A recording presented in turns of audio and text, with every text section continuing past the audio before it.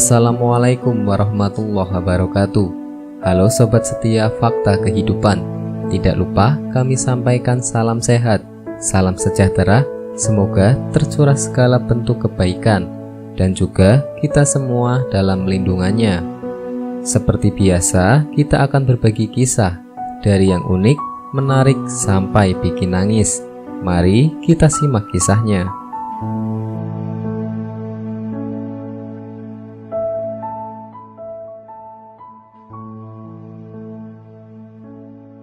Kisah nyata. Wanita ini ungkapkan pengalaman mengerikan. Datang ke rumah makan yang gunakan penglaris. Setiap pedagang tentu menginginkan jika dagangannya bisa laris dan mendapatkan keuntungan yang besar. Berbagai upaya dilakukan agar bisa menarik banyak pelanggan dan dagangannya laku keras. Namun ternyata sebagian dari pedagang ada yang menggunakan cara-cara terlarang oleh hukum maupun oleh agama. Salah satunya seperti yang diceritakan oleh seorang wanita asal Malaysia bernama Nurul Kasmadilawati Zakaria. Dilansir dari Obbulan, ia menceritakan bagaimana pengalamannya mendatangi sebuah rumah makan yang menggunakan penglaris.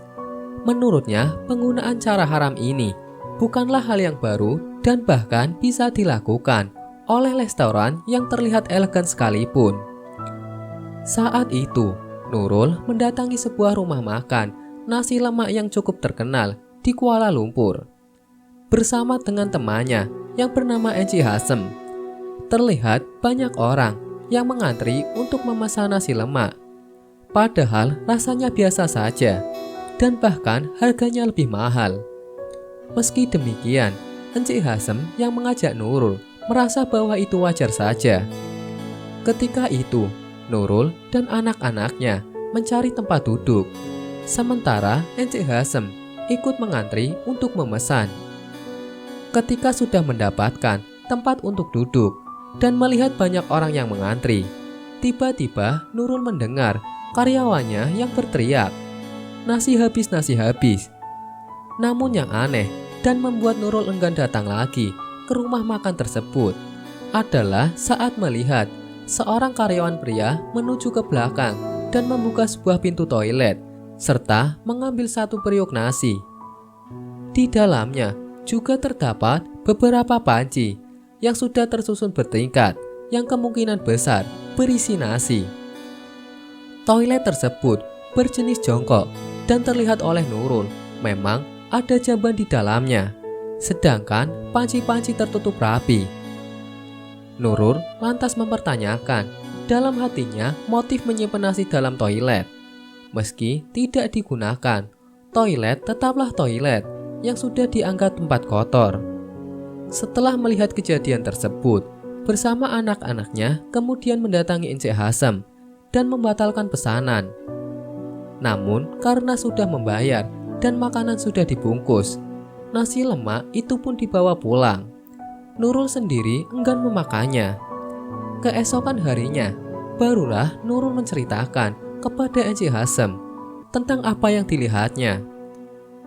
Sejak saat itu, Nurul tidak mau lagi ke rumah makan tersebut dan merasa kasihan dengan orang-orang yang mengantri di sana.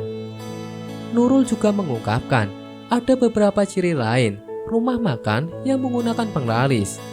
Di antaranya, pemiliknya tidak atau jarang melaksanakan sholat karena khadamnya akan merasa kepanasan.